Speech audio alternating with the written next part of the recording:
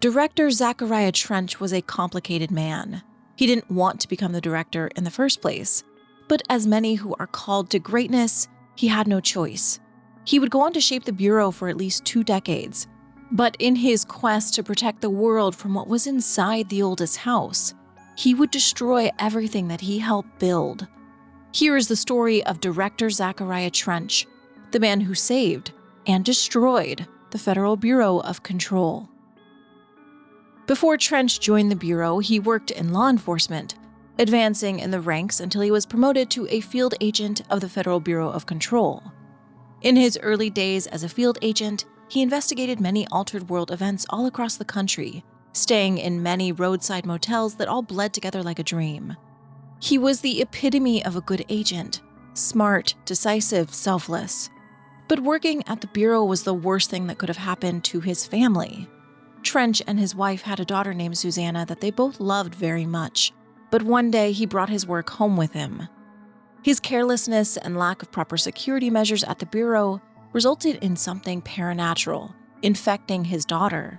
Susanna got sick with something he didn't know how to treat. Trench wanted to bring his daughter to the Bureau for Dr. Darling to treat, but his wife refused. With no one to properly diagnose or treat the paranatural illness, the care that Susanna received with standard doctors wasn't enough, and she ended up dying. The loss of his daughter would also destroy his marriage. Kate divorced Trench afterwards, and he was never the same. With no family left, Trench dedicated himself to the Bureau instead. At this time, Northmore was still the director, and he hated Trench, and the feeling was mutual. Trench and Northmore were opposites. Where Northmore was desperate for power, Trench actively avoided it. So when Northmore's obsession got out of control, and his body started emitting massive amounts of heat from all the objects of power he was binding with, Trench, now deputy chief, knew he had to do something. He created the Northmore Sarcophagus Containment Power Plant, a way to contain Northmore's power while also using it to power the entire oldest house and Bureau. It worked until Northmore manifested some new power and relocated the entire NSC to somewhere else. After Northmore's escape, Trench built the NSC-2 with a new translocative effect to properly contain Northmore and all of his unique abilities. With the NSC-2, Northmore was now contained. The FBC and oldest house were also powered and hidden from the entire New York City power grid. But now the Bureau needed a new director. When Northmore retired, Trench was desperate, doubling every effort to find new prime candidates to step into the vacant position. He pushed hard, desperate to find someone other than himself. But in the end, it was him, and almost on a dare, he picked up the service weapon and fired it. He had nothing to lose. There were no prime candidates waiting, but Trench had been there the whole time, keeping his head down, working his ass off, so why not? After surviving the board's deadly test, Trench became the new director of the Federal Bureau of Control. With his new position of power, and still being haunted by what happened to his daughter, he focused on the security measures and safety of the oldest house and the entire Bureau. Security was completely overhauled, and numerous new security measures were implemented to prevent future paranatural forces from escaping the oldest house. Trench became obsessed with ensuring the safety of the oldest house and the paranatural mysteries inside of it. He dedicated his whole life to it and the Bureau, with no room for anything else. The Bureau needed changing. It needed to be better, to be safer. In his first few years as director, Trench created the lockdown system because he knew how catastrophic it would be if the forces contained within the oldest house ever escaped. Any emergency or containment within the oldest house would trigger the lockdown. As the most important security measure, it could only be lifted by directorial override. This system would ensure that the director was the last line of defense, so that if he screwed up, it would be on him and him alone. Trench knew how vulnerable the Bureau was, and he had personally seen what could happen to the outside world if the dangers inside the oldest house bled out. To further ensure the paranatural items within the oldest house didn't escape, the Panopticon was also built under Trench. This maximum security prison was a vault for the world's most valuable treasures, altered items. During Trench's time as director, Him and the Bureau found many altered items. They learned the true nature of these altered items and how they pressed on their minds, and then they built the panopticon around it, putting them on pedestals within their containment because these paranatural items were used to being worshipped, and the altars helped keep them calm. Within the panopticon, they also studied them, discovering what makes them tick. But these discoveries and contained altered items further proved to Trench how dangerous and vulnerable the oldest house was. How if the oldest house was ever breached, it would be chaos of biblical proportions. Seeing how dangerous everything within the oldest house was, Trench realized he must change his own ways too. Before becoming director, he was a man who refused to rely on others. He didn't want to fail anyone but himself. His refusal to rely on others and follow orders was something that Northmore hated him for. But this all changed when he became director. A director needs a team, my management team. These people know the secrets of the Bureau as well as I do, some even better. They have proven themselves. Darling, Tomasi, Salvador, Marshall. Marshall especially, my head of operations. She sees right through me. She knows I don't like relying on people. The only person you should fail is yourself. So I followed my own orders. Northmore hated my guts for that. But things change when you become director. You suddenly see this dark void for the horror show it truly is, filled with screaming fear we pretend to control. Sand leaks through my fingers. The roses I pruned in the garden back when I still had a family, all dead. Heat escapes my body. My thoughts are scattered. The universe keeps expanding. I can't keep up with it alone. When I forget that, things go wrong. And my team has to pick up the pieces. Damage control. To help me get out of my mess. As director, he knew that he needed a team. Darling, Tomasi, Salvador, and Marshall would be that team. Darling would become his right-hand man and best friend, the person he shared his secrets with. Marshall, the woman who he had worked with since his field days, would be the one to see right through him, and eventually he would come to rely on them. He knew he couldn't do this alone, and the times that he tried always resulted in things going wrong, always resulted in the team picking up the pieces of his mess. With his reliance on his new team, he developed favorites, and the rest of the Bureau knew it. But sometimes he would visit the outer circle, stopping in occasionally to scowl and smoke, even though the Bureau had a no-smoking policy. But with this new trusted team, they spent the next several years reforming the Bureau and making the oldest house as safe as it could be. The previous head of research, Dr. Theodore Ash Jr., found a way to somewhat stabilize the oldest house with the control points. But this was just the beginning of dealing with the oldest house. Long after Dr. Ash was gone, the control points still needed work. So Director Trench and the new head of research, Dr. Darling, spent years stabilizing them. It was also Darling who figured out that the control points must be cleansed of all interference. And after Trench's failure to manage his own house, he would make sure that he did it within the oldest house. Luckily for the Bureau, their budget was a non-issue. In a report from Trench regarding the budget, he said, "So long as we operate within the oldest house, we are obscured from scrutiny in many respects. If our budget demands are not exorbitant to the point of drawing attention, then they will be granted by the U.S. Treasury without question. The FPC is just another line in another spreadsheet that some lowly accountant won't even notice. Their eyes will skip over us, as if we weren't even there. The nature of the oldest house allows us certain freedoms in how we operate. Our being here is no accident." All the changes to security and upgrades to the Bureau were covered. Trench knew how to work the system, and he did. He also approved the creation of the Dead Letters Archive, per request of Penny Bartwell. Under Trench, the Bureau was massively overhauled. But while the oldest house was being renovated under Trench, he found comfort elsewhere. The Ocean View Hotel was unique. It operates on dream logic, and its light switch cord leaks out to be found in the most unexpected places. But even him and all the other Bureau veterans could only ever find one key in the motel, the key that opens the door marked with the inverted black pyramid. The rest of the doors remain a mystery. He knew that him and the board were only guests to the mysterious motel, but he liked being there. It gave him a bit of reprieve from his life. Sometimes I need to visit, just to breathe easier for a while. It beats the numb, sterile apartment I spend my nights in, insulated from everything but myself. Trench was a lonely man. With no family and no life outside of the Bureau, he spent his free time alone, or with some whiskey. His life being dedicated to the Bureau was taking its toll.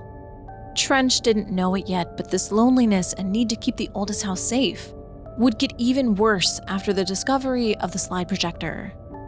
In August of 2002, an Altered World event occurred in the town of Ordinary, Maine, and this AWE would change everything. A group of children found an object of power that opened up portals to other dimensions.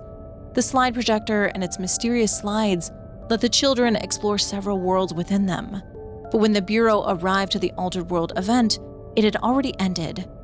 When Director Trench and Dr. Darling arrived on September 14, 2002, they found the children and learned of what happened and how all the adults of the town had gone missing. Jesse and Dylan told them about what had happened, about the slide projector and the slides. But when the Bureau wanted to retrieve the slides, they had already been destroyed. Jesse had burned them, and all but 2 remained. In total, the Bureau recovered 7 slides, but 6 were too burnt to be used. Only Slidescape 36 remained undamaged, and the other slide would be a secret burnt slide that Trench took from the Ordinary site. I have my own slide for the projector. I took it. A memento. In Ordinary. After the girl burned them. It's burnt, but it'll work. The hiss will save us all. I lost my train of thought. It's confused. Like, somebody, switching channels too fast. I see so much, but it's too fast. No one knows what compelled Trench to take the slide in secret and then hide it from everyone else, everyone that he trusted, but he took it all the same. The things recovered from the Ordinary AWE would change the Bureau forever, but especially Trench. Alongside these slides, the entire town dump of Ordinary was also brought to the oldest house, but more importantly, so was Dylan Faden.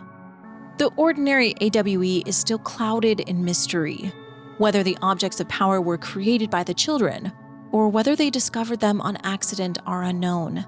But from the events, Dr. Darling realized that both Jesse and Dylan were powerful para-utilitarians. They had Dylan in their custody, and they would monitor Jesse in the future. But their readings were Northmore levels of powerful according to Darling, and they both had so much potential. By this point, the Prime Candidate program had already become something that Trench had focused on.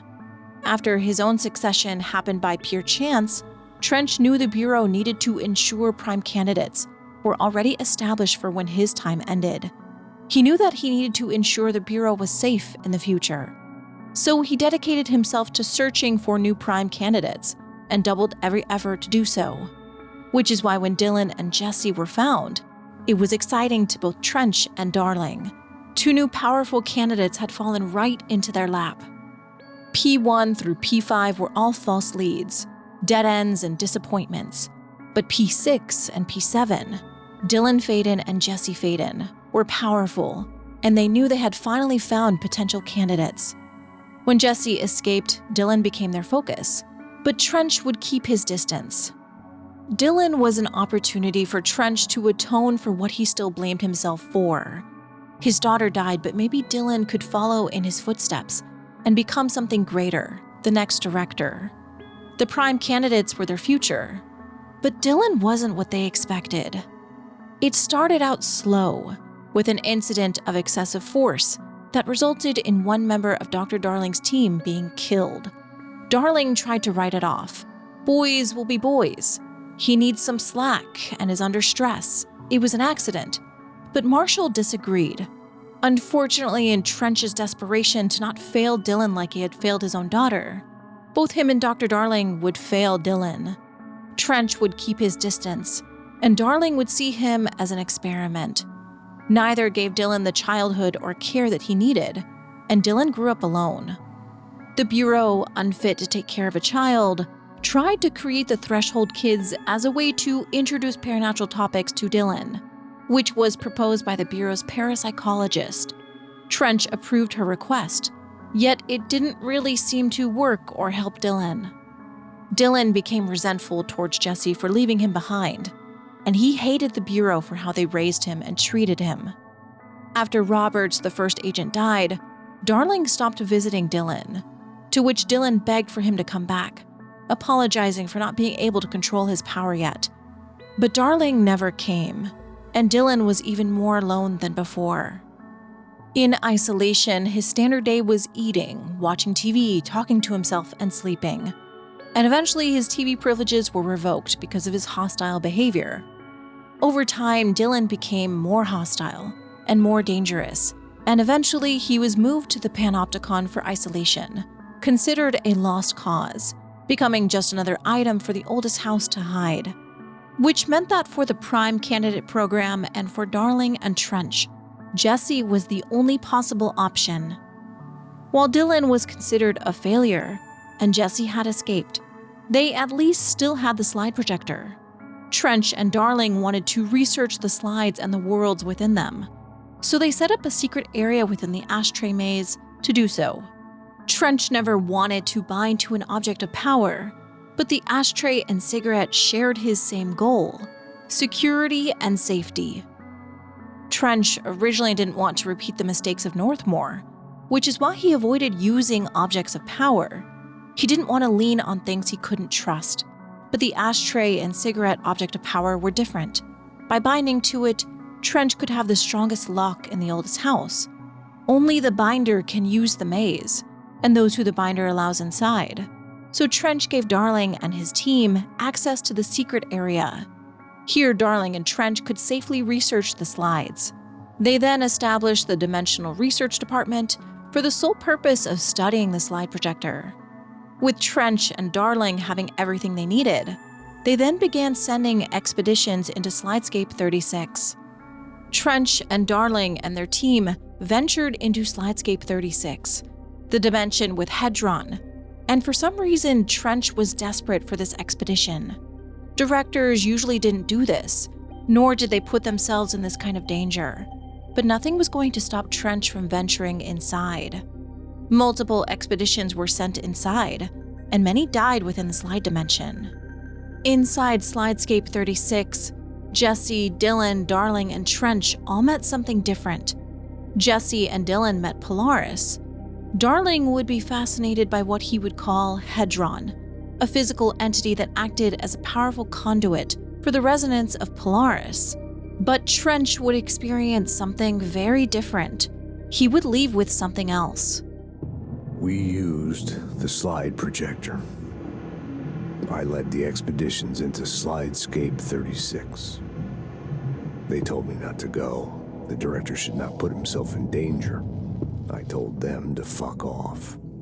I've seen action before, and I had to witness this myself.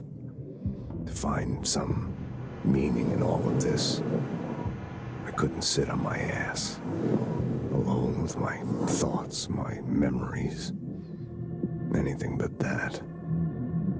Those who survived were deeply affected by what we found there, by what Darling brought back. It changed everything. Whether that's a good thing or a bad thing remains to be seen. But I did find my meaning in that desert. A sound, like a needle drilling in, cutting through the containment suit and reverberating in the base of my skull. My whole being. Darling said it was nothing. But he was wrong. It's been there ever since, growing into a certainty, into an understanding of what's at stake here, what kind of a threat we're facing, and what must be done to stop it. The discovery and subsequent retrieval of Hedron would change both Darling and Trench. Darling became obsessed with it. He felt like it was communicating with him, trying to warn him of something imminent. So Darling began exposing himself to it. He knew something was coming, and he knew he needed Hedron and Polaris to stop it. We located the source of the resonance in Slidescape 36. It is an entity, a living organism of a considerable mass. I've named it Hedron based on its physical shape, the part that we can perceive. I honestly think there's the resonance it emits, the frequencies. We've never seen anything like it. We built a container for it, and we brought it in. This changes everything. It's beyond our understanding. We have brought so many questions with us through that hole in the wall. Trusting in Hedron completely, Darling created the Hedron resonance amplifiers, and this would be the beginning of tensions between Darling and Trench. For Trench, the sound in his ear became everything to him. The resonance that only he could hear and that no one could detect would be the thing that Darling was afraid of. But this thing in his ear made Trench believe that Hedron was the real threat, and that Darling had been corrupted by it. He also came to believe that the HRA devices used to amplify the resonance that Darling believed in were actually being used to take over the Bureau. Trench grew extremely paranoid about a coming storm, an inevitable threat that he had to stop. Something's coming. The whispers growing louder. The worst winter storm in Bureau history. A retribution for my sins. Our sins. This threat could destroy the Bureau, everything I've built. Destroy me. A web spun, turning this place against me.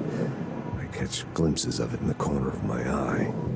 It's just out of reach. Elusive. It's clever. A perverse game of hide and seek. Is this part of an attack? Obfuscating the facts. Dimming my eyes. It's hard to tell.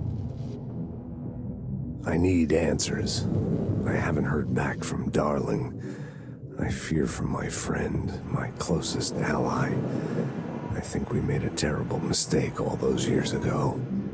That thing he studies is putting us all in danger. It's my duty as director to keep the Bureau safe.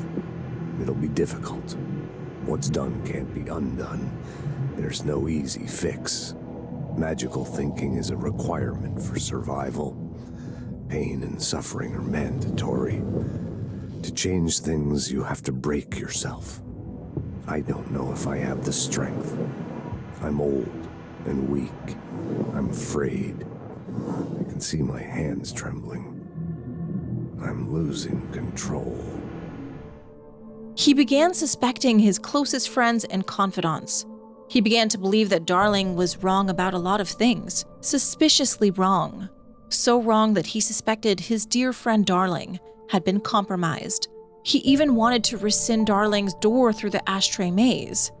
Their tensions became so tense that even Marshall noticed. She also recognized how much control the board had over the Bureau, over the house, and especially over Trench. They made themselves part of every important process, and Trench let it happen. In a letter between Marshall and Salvador, two people who Trench used to consider his closest allies, they now question who he had become. Have you noticed the recent tension between Trench and Darling? They've both been acting odd lately. Trench concerns me the most. His sudden hostility towards Darling's project is very unlike him. He was the one to approve all this Hedron research in the first place. But after Darling unveiled those HRAs, he was livid. Marshall wasn't the only one to notice the changes in Trench's behavior. His anger about the HRAs was just the beginning. After ordering everyone to not wear them, he assumed they were being taken over by Hedron to be used against him. Hedron's resonance was taking over the Bureau, and he stopped seeing people as people because of it. He vowed to stop them, which only made his behavior more erratic. I can hear them, plotting against me. We've been invaded, corrupted. I've lost Darling. He was the first to go. He's been exposed to Hedron's resonance. It controls him now. It controls everyone who wears the amplifier device. I ordered them not to use the damn things. They didn't listen. Hedron corrupted the Bureau. They'll never be people again. They're either dead or they're monsters. I'll stop them. An official investigation was launched into Trench. Several parts of the report are redacted, but in short, Trench's behavior was noticed. He had become more aggressive, and the tensions between Darling and Trench had been witnessed by numerous Bureau staff. Both declined a meeting to be interviewed on the matter, but witness accounts suggested their arguments centered around the Dimensional Research Wing and the redacted kept inside.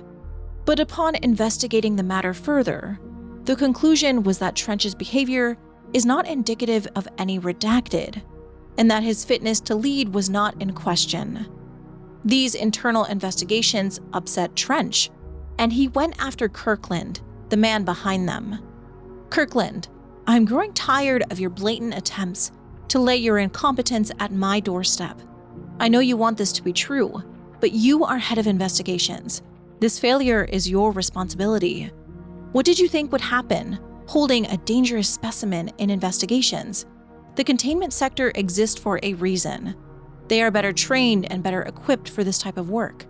In fact, they have admirably taken on certain AWE monitoring responsibilities that your staff are no longer capable of. This happens more and more now. And don't think your petty internal investigations have gone past my notice. You are a worm. Everything I've done has been for the benefit of the Bureau. The Prime Candidate program only failed because of Darling. You are both failures, plotting against me. You are traitors, but the truth will emerge out of you. You are choosing to become the enemy, Kirkland. You don't want to be. After this, Kirkland would submit his resignation as the head of investigations. He resigned in protest of his staff being mistreated, and all of his requests for better conditions being ignored. Other reports from Bureau staff were also made about both Trench and Darling, with the Tennyson report. This report is mostly a complaint about how wrong the Bureau had become, how science was being forced on things our science didn't understand, and how Trench and Darling were the ones steering the Bureau in this direction. The report reads, "For years, the Federal Bureau of Control has been wrongfully forcing a philosophy upon itself and its people. This philosophy is known to you all as science. We all realize that the concepts we explore here are mystic ones, with arcane thinking required to understand them. Yet we insist on using words like paranatural and parautilitarian to create the illusion of a scientific structure, a tidy little system. The Bureau is desperate to stand with the close-minded cult of logic and data that has overrun our society. If a thing cannot be quantified, then we dismiss it outright. We live in an age that is openly hostile to faith in the veiled forces governing our reality. I must remain anonymous for fear of reprisal from the anti-esoteric bureaucrats watching us from their plush offices. Those same bureaucrats, Trench and Darling chief among them, have been steering us away from the Bureau's arcane foundations for decades now. It's time we corrected course. If you stand with me, share this message. We are not alone." This report infuriated Trench, and he went on a hunt to find out who wrote it. A letter sent to staff warned them about Trench's behavior. It says, "Listen, Trench is on the warpath about this Tennyson report thing. He wants to know who wrote it, and he wants to know yesterday. Whoever did it is going to get crucified." Trench's anger, aggression, and controlling behavior was becoming more apparent by the day, and his staff had begun to fear him and also hate him. He also began isolating himself more and more, sending angry notes to his secretary. "Barbara, I am not to be disturbed. Cancel all my appointments for the day, for the rest of the week. I can't trust them, Barbara, not a single one." While the views of Trench were changing to the rest of the Bureau, inside he was more resigned than ever. He knew what he had to do, but he was still confused, having dreams, hearing voices, and being taught a song, a poem. The resonance from Slidescape 36 was taking over. Started as a distant whisper, like something you hear in a dream, like a faraway voice calling you to wake up. I'd open my eyes with those words still on my lips. See, in the dream they had made perfect sense, but awake they're like a foreign language, already forgotten. Then the sense of loss hits, like losing a child, like losing yourself. You see, I was being taught a song, a poem, a prayer that would light up my world and make me break through, make all this pain worth it.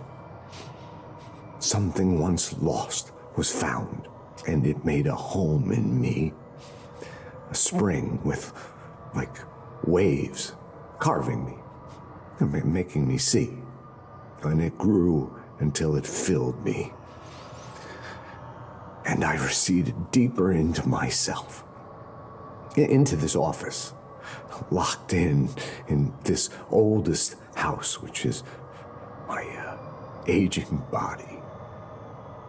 I stared in awe through the peephole, and I was filled with knowledge and made better. You know, I often feel like I'm being watched. Yeah, like there's someone watching me. They can see me, but I can't see them. I remember it was like this dream I had last night. See, there was this man, here in this very room, and then, well, sometimes he was a plumber, unclogging the drain, and because there was a fish stuck there, yeah, a big fish. But sometimes he was an old god, you see, and he had put the fish there in the first place to keep the waste. There was rising waste from leaking out, so he was conflicted, but he knew many things, but he was also sort of senile like me. It was more like a riddle or an omen. It wasn't a very good one or an interesting one, but I get so confused so easily. It's so very hard to follow everything that's happening. Trench's mind was slipping away from him. He was having dreams of who I presume is Audie, and he was being consumed by what had started out as just a small pain in his ear. But now that voice was so loud that he couldn't ignore it. Even the hotline, which had once been aligned to the board he trusted to tell him what he needed to know, had begun to make Trench question himself and what he knew. He heard the hotline ringing in his ears, constantly ringing, so loud that he couldn't hear the voice he was straining to understand. His paranoia was taking over, but he still tried to be reasonable. He assumed all of his intel had been manipulated, everything had been tampered with, and there was a traitor in the midst. But the hotline could be trusted. They would tell me what I need to know. Do I fear their answers? Would they have warned me of this threat? I didn't see it coming. The traitor in our midst. A conspiracy plotted right behind me. I can't trust anyone. I must assume all my intel has been manipulated. The hotline is the only channel I can trust. I must seek guidance. Soon. I'll rest first. I'm so tired. Always tired now. But I must reach the hotline. I think I'm under attack. An attack of dementia, exhaustion. It's a rain cloud making me forget. The hotline. I must reach the hotline. Trench had previously had weekly calls with the board, but he began to deviate from his regular routine the more confused that he felt. In the month before he released the hiss, Trench's regular calls changed from being weekly to only being 3 days in between. But then they stopped. Trench's last call to the hotline would be documented on October 1st at 3:34 a.m. 28 days later, on October 29th, he would open the door to his secret burnt slide and unleash the hiss on the oldest house. I'll take the slide projector to the nostalgia department. I'll turn it on. I'll bring the hiss in. I'll fix this. And so Trench went to the nostalgia department and opened the door to the burnt slide and let the hiss in. He would then be the first to be taken over by it. Whether he had enough self-control and awareness to shoot himself on purpose is a mystery. Did he know he was no longer worthy of being the director, and he knew he would die from the service weapons test? Or did he want to know if this had been the right path? Did he shoot himself thinking he might pass the test, that it might reaffirm that he had done the right thing? Or was he simply choosing to die on purpose because part of him realized what he had just done? Maybe it was even the hiss, trying to make their invasion easier. If you want to take over the oldest house, take out the person in charge of it. But measures to stop the invasion were already in place. Right before Trench let the hiss in, Darling knew what was coming. In his final message, he spoke about this terrifying other source of resonance, the one that Trench was exposed to, and how it will spread. Darling wouldn't be around when the invasion happened, but he hoped that his Hedron resonance amplifiers would help. And they did. The HRAs helped those who wore it, but not enough had been made, and not everyone chose to wear one in the first place. The hiss affected the control points first, which activated the internal lockdown that Trench put in place. And it was up to the next director to lift that lockdown and stop the hiss, fixing what Trench had broken. Ironically, he would also send messages to Jessie through the hotline after his death, while she was trying to clean up his mess. Unfortunately, the lockdown lasted for several years after Trench's act of treason. And after those many years, Jessie's job as director seems to have changed. In FBC Firebreak, reports have circulated from staff complaining about how the hiss crisis has been handled. Some even want the FBC to return to the days of suited men, like Trench and Northmore. Little do they know what really happened to both past directors. One turned into a monster furnace, and the other made the very crisis that they were complaining about. Oh, bittersweet irony. But what really happened to Trench is a bit of a mystery. Did he commit suicide? Or did he actually think he was going to pass the test? Was the hiss invasion really what he had been envisioning? And what was he expecting? Could Trench have been cleansed of what infected his mind, like Dylan maybe seems to have experienced? What is the resonance that infected Trench and the oldest house, and can it be fixed? I guess we'll find out in Control Resonant. On that note, I think it would be fitting for Trench's video to end on the thing that he let out, the hiss. Here is the full hiss incantation if you haven't heard it. You are worn through time. The thunder so achieve you.